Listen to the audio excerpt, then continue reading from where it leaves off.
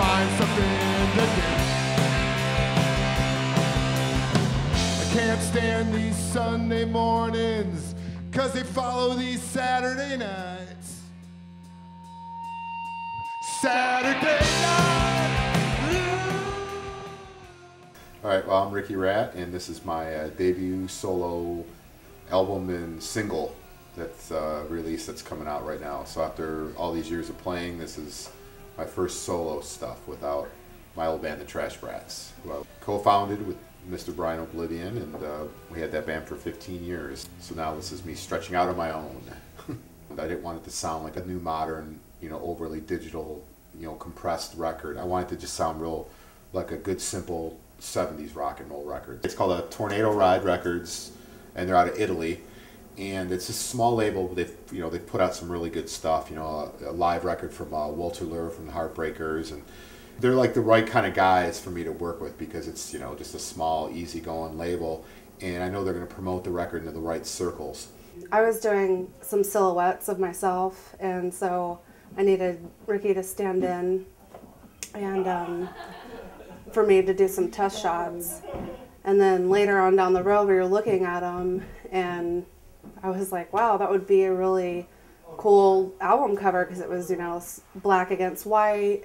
In the case of the LP, they're putting in a digital download card, which a lot of bands do that now too. So you might be at a show buying vinyl from a band, and they'll have the digital card in there where you can go and load the code in online, and so you can still get it for your iPods or whatever. But then you have the vinyl too. Smalls, which I still feel is one of the best rock and roll clubs left in Detroit. When we do the Brats reunions, it's like we joke, it's almost like a class reunion or something, family reunion, people you haven't seen in a while.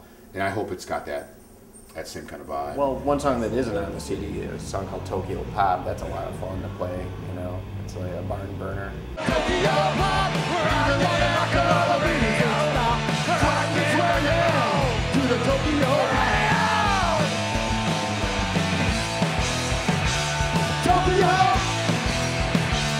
Tokyo Pop. I think for a small venue, the sound is top notch. New Fortune Records, a Detroit label, run by an old friend, Kevin.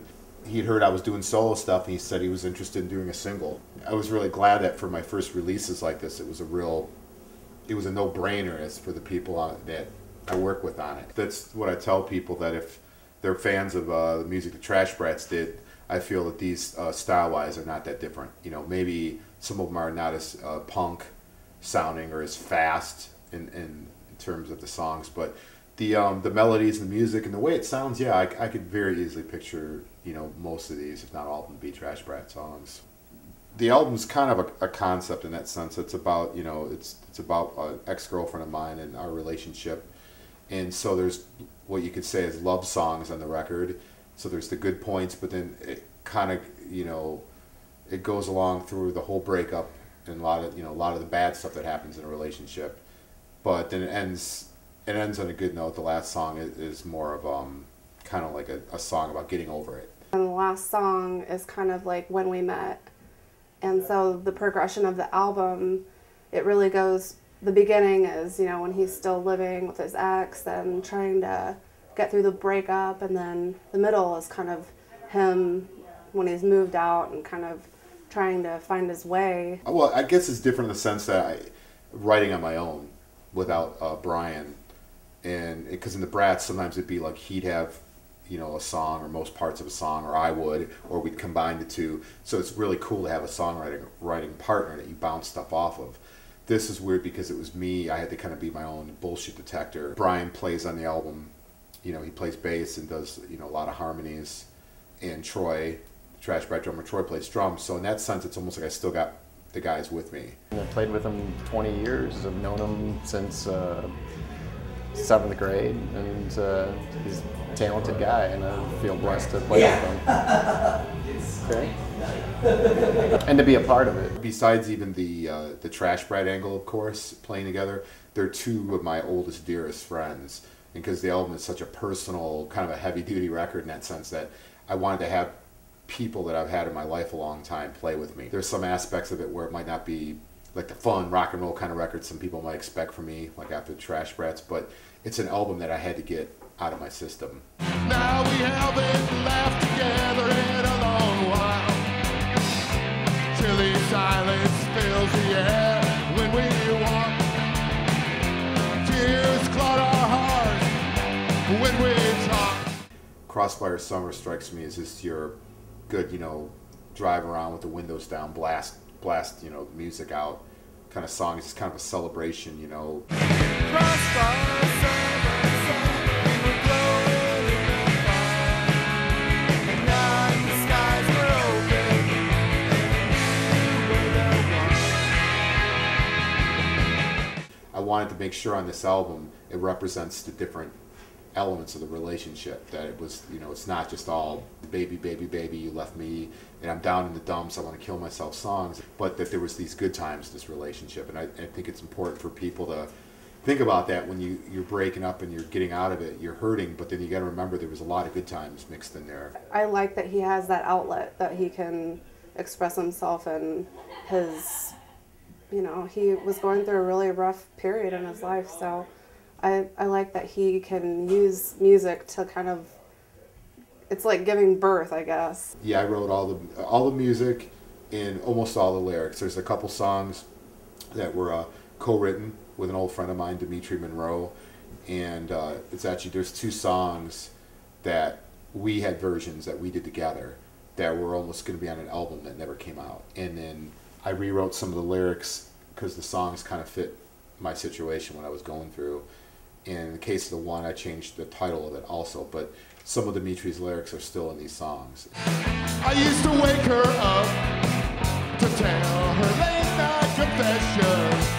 Now she's flown off to Phoenix with her long-time obsession. She was my light and I was her lover. Until we lost our hearts in the memory gutter.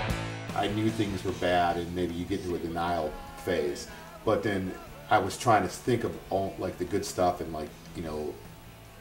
going on just like past memories of things we did together, and I felt like I was getting stuck there. And that's why I thought, when I kept going back to that song, the memory gutter, getting stuck and thinking about only the good stuff, and then trying to realize that this is not what's happening now. And so the song has a little bit of like, 2 people that are like still kind of love each other. They still want some stuff that's in the past, but it's gone. It's been kicked to the curb.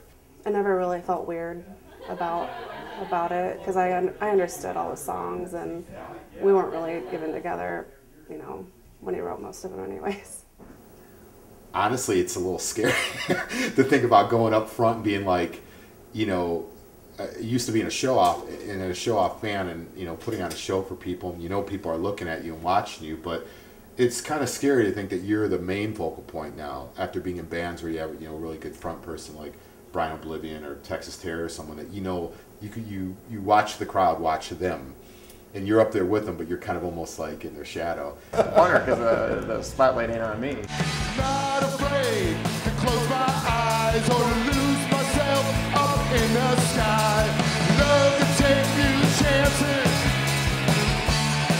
with your smiles. One Year Lonely, I started writing when I realized I was coming out. I was like coming over the hump, so to speak. There's a line in the last song that he put from a text message that I sent him. I was kind of like making fun of him because he was drinking and he was going to Steely Dan, and so I told him that his life was like a movie to me.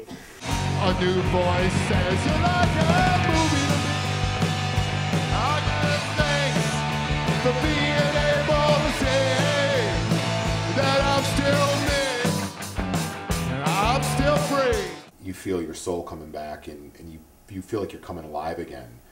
And even right when the songs started coming together, I knew like this is how I want to end this record, because that way the album goes off on a good note, kind of like a good ending to a movie, like, oh wow, he survived.